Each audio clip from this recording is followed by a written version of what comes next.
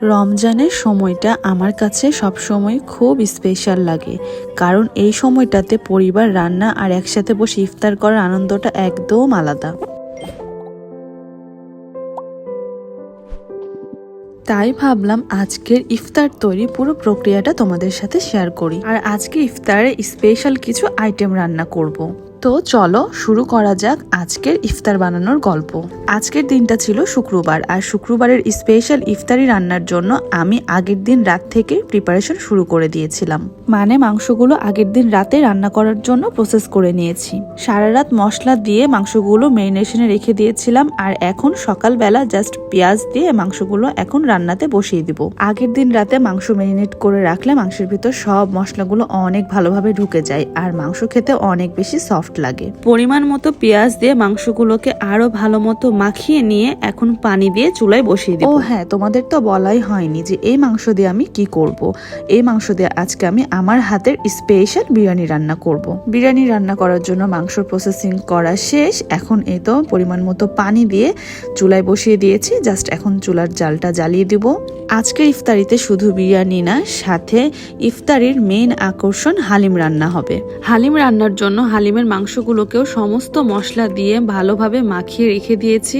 আর এই মাংসগুলোকেও কিন্তু আমি ঠিক আগের দিন রাতে ম্যারিনেশন করে রেখেছি। ঠিক পরের দিন সকালবেলা এই পেঁয়াজ দিয়ে মাংসগুলো আমি চুলায় বসিয়ে দিয়েছি, আর সাথে একটু এই যে নাড়ানাড়ি করে এখন চুলার জালটা জ্বালিয়ে দিব।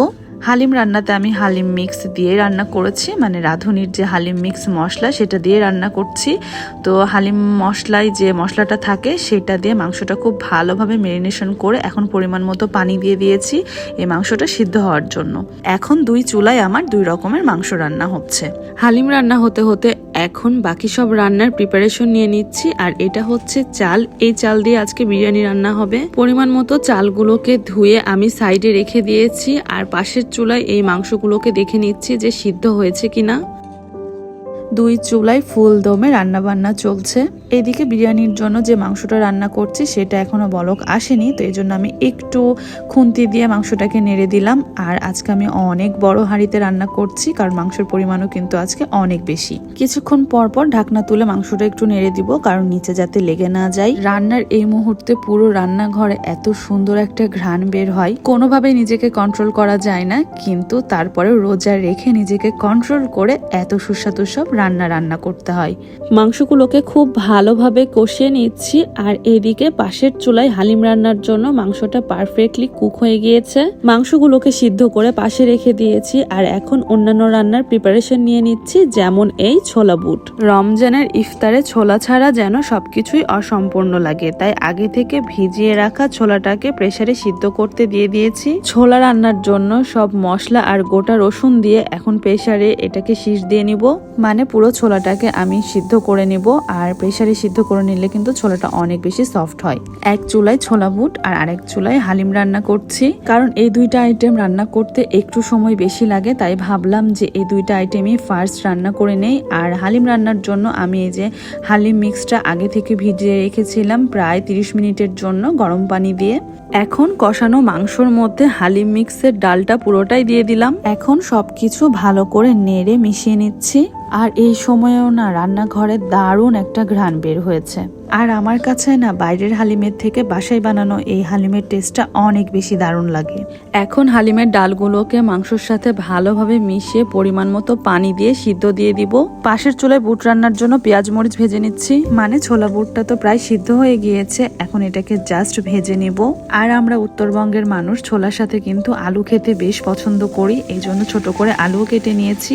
তো প্রথমে এই সিদ্ধ বুটটাকে আমি পেঁয়াজ রসুনের মধ্যে দিয়ে দিলাম, এর সাথে দিচ্ছি ছোট ছোট করে কাটা আলু আর কিছু কাঁচামরিচ।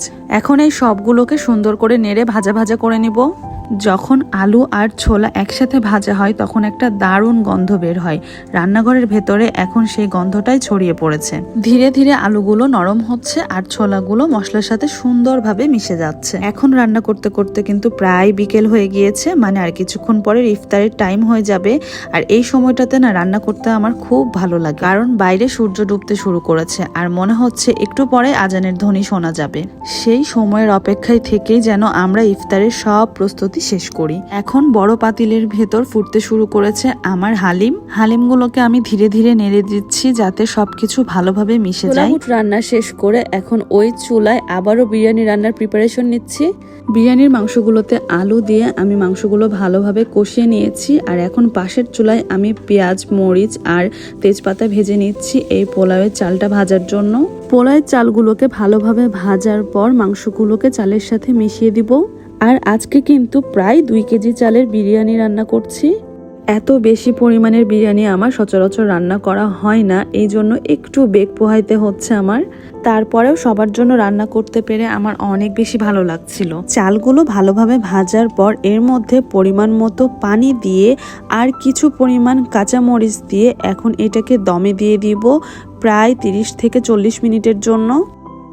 যেহেতু অনেকগুলো চালের বিরিয়ানি, আর এই জন্য কিছুক্ষণ পর পর একটু নেড়ে দিচ্ছি যাতে নিচে লেগে না যায়। বিরিয়ানির পানিটা একটু কমে এসেছে। এই অবস্থায় চুলার আঁচটা অনেকখানি কমিয়ে দিয়েছি। রান্না করতে করতে সময় কেমন দ্রুত চলে যায়। কিছুক্ষণ আগেও মনে হচ্ছিল অনেক সময় আছে, কিন্তু এখন ইফতারের সময় প্রায় হয়ে এসেছে। দেখতে দেখতে বিরিয়ানি রান্নাটা প্রায় শেষের দিকে। এখন এই মুহূর্তে বেশ কিছু পরিমাণ ঘি অ্যাড করে দিলাম। এতে বিরিয়ানির ঘ্রাণটা আরো বেশি দ্বিগুণ হয়ে যাবে। এখন বিরিয়ানি রান্না শেষে পাশের চুলায় বেগুনি ভেজে নিচ্ছি। ইফতারি টেবিলে বেগুনি না থাকলে কেমন যেন একটা অসম্পূর্ণতা থেকে যায়, তাই আমি সবার লাস্টে বেগুনি ভেজে নিচ্ছি। বেগুনির সাথে ডালের বড়া আরো অনেক রকমের ভাজা পোড়াই ছিল, কিন্তু আসলে সময় স্বল্পতার কারণে আমি সব ফুটেজগুলো নিতে পারিনি। আজকের ইফতারির এত সব আয়োজন ছিল আমার খুব কাছের মানুষদের জন্য। কাছের এবং আপন মানুষদের সাথে ইফতারি ভাগাভাগির মুহূর্তগুলোই আমার কাছে সবচেয়ে মূল্যবান। তো আজকের ব্লগে আমি তোমাদের সাথে আমার বাসার ইফতারের তৈরির ছোট্ট একটা মুহূর্ত শেয়ার করলাম। আশা করি তোমাদের সবার ভালো লেগেছে। তো সবাই ভালো থেকো, সুস্থ থেকো। দেখা হবে পরের ব্লগে। আল্লাহ হাফেজ।